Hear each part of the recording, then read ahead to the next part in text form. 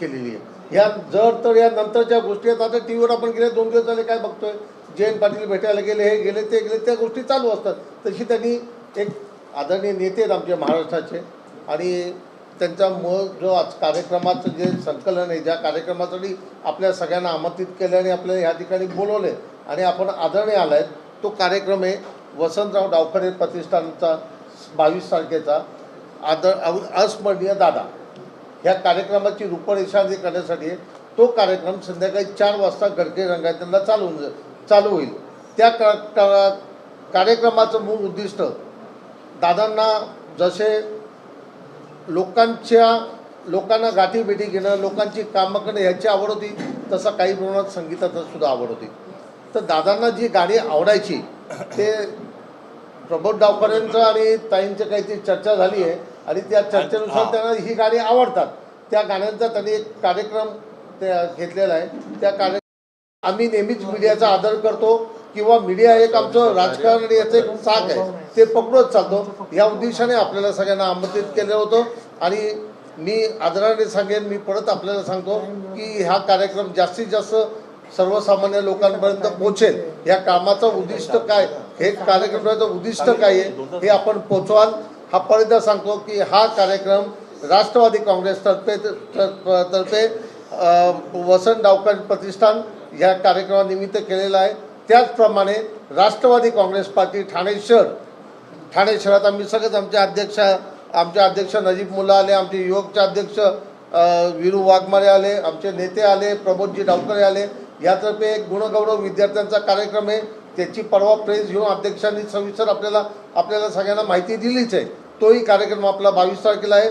मी परत एकदा आपल्या सगळ्यांचे आभार मानतो, आपण या प्रसंगी आलात आणि आमचा हा कार्यक्रम आहे हा तुमच्या माध्यमातून कसा लोकांपर्यंत जाईल याची शाश्वती बाळगतो आणि आपल्या सगळ्यांचा आभार मानतो। धन्यवाद।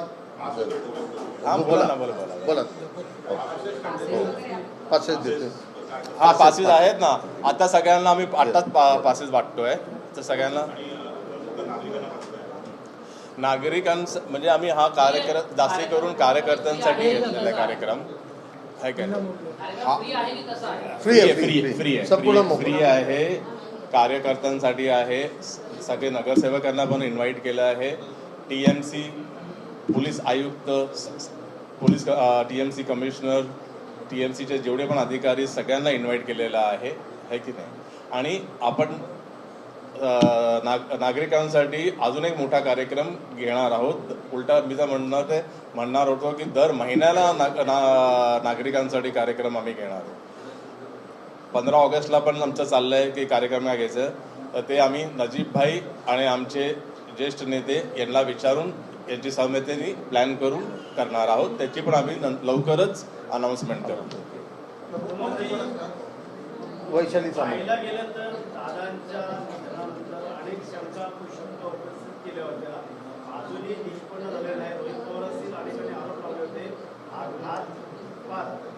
या संदर्भात अजून पुढची प्रक्रिया म्हणजे पाहिजेचं उत्तर मिळालं नाही, सरकारने पाहिजेची कारवाई केली नाही। अधिवेशनामध्ये पण विषय राहतो याच्यावरती आय थिंक सो ऑलरेडी सुनित्राजींनी आणि पारदादांनी आणि तटकरे साहेबांनी सुद्धा ऑलरेडी उत्तर दिलेलं आहे।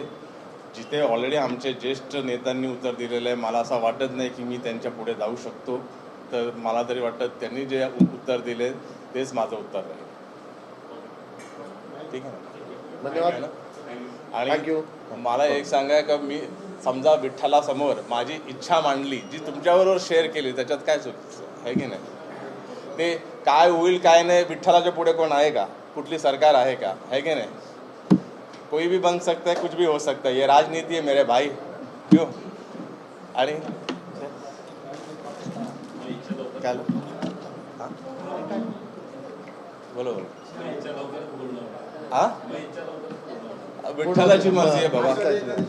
मला एक सांगा, समजा 2029 मध्ये समजा मी अशी इच्छा व्यक्त केली की देवेंद्र फडणवीसजी प्राईम मिनिस्टर बनावे, तर याच्यामध्ये काय चुकीचं आहे का? आपला महाराष्ट्रामधला कोणतरी पहिल्यांदा फर्स्ट महाराष्ट्रीयन प्राईम मिनिस्टर बनेल तर चांगली गौरवची गोष्ट आहे की नाही, है की नाही?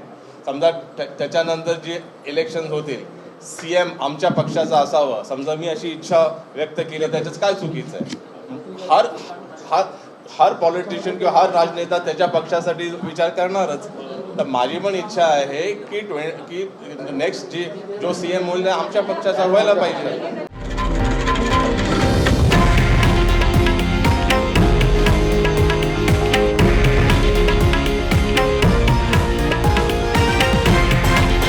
हे आहे देशातील नंबर 1 न्यूज नेटवर्क आणि आपण पाहत आहात TV9 मराठी, एकमेव.